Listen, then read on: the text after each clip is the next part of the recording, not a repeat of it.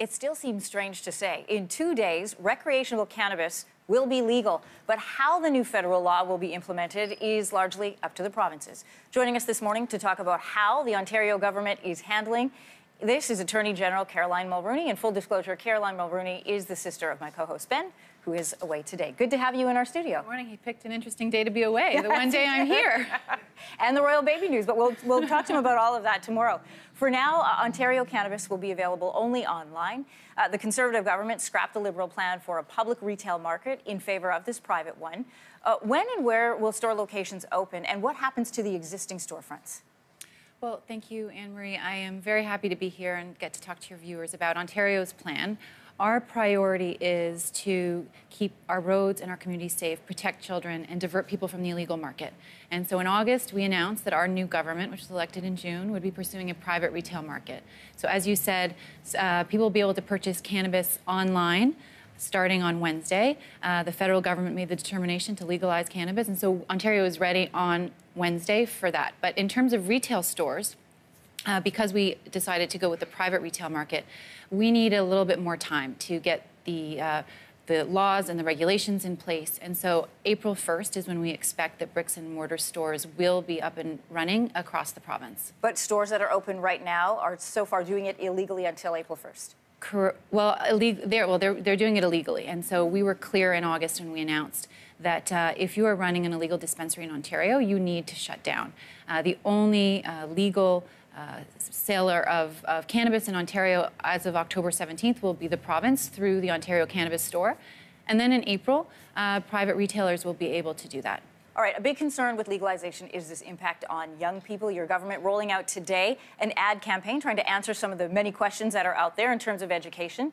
You are a parent, you have 4 children. How are you talking to your kids about pot?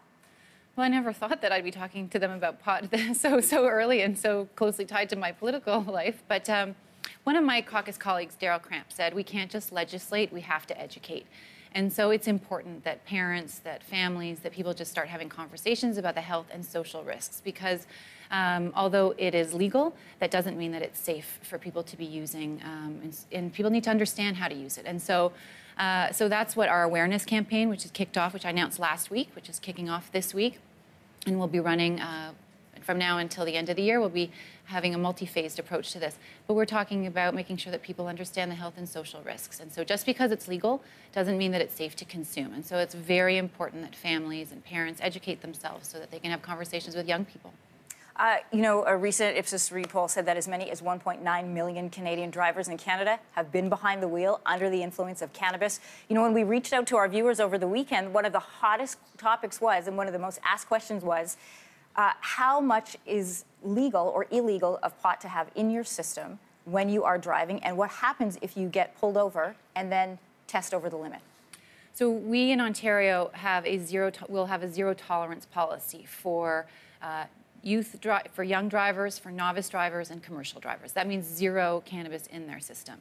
And then with respect to impairment, the federal government has approved a device which will be able to measure the levels of impairment, but we'll be using the standard measures. And so we are telling people that if they have been consuming cannabis, that they should not get behind the wheel at all, because we just can't measure the impairment. And so we need to be safe. We need to keep our roads safe, our community safe.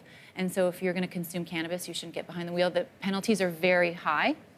New penalties came in July, and we'll have even stiffer penalties in place in January. And so you could get your license suspended, and we're taking this very seriously. Enforcement of that happens as of Wednesday, or do people wait until July or until January? Oh, right away. If you are caught driving impaired on any time, but with respect to cannabis on the 17th. Okay. Also on the minds of people in Ontario today is your government's move to pull back on Bill 148, including the $15 minimum wage, large day of action happening across the province, at least 50 cities involved. Is this a done deal, or is this something that your government would still consider? Well, we were clear during our campaign, and we've been talking about it ever since. We want to make sure that Ontario is open for business. We want to create conditions for people to succeed. We want opportunities for people to work across this province. And so we're taking a serious look at Bill 148 and making sure that it works for all Ontarians. We want we want a strong economy. We want people to have the opportunity to get jobs that they want and be able to provide for their families. And so we are in the process of talking with workers and with stakeholders, business owners across the province. And so there'll be more to come on that. So the thousands of people protesting today, is their message falling on deaf ears? Is this a done deal, or are you open? We are here to work for all Ontarians, and so we are open to hearing from everyone, and so no message is falling on deaf ears. We're working very hard to make sure that Ontario is open for business, and that means that it's working for everybody, including workers. And so we're working hard to create conditions for success for all, and so you'll hear more from our government on that in the future. Good to have Ontario's Attorney-General Caroline Mulroney in our studio this morning. Thanks for joining us today. Happy to be here.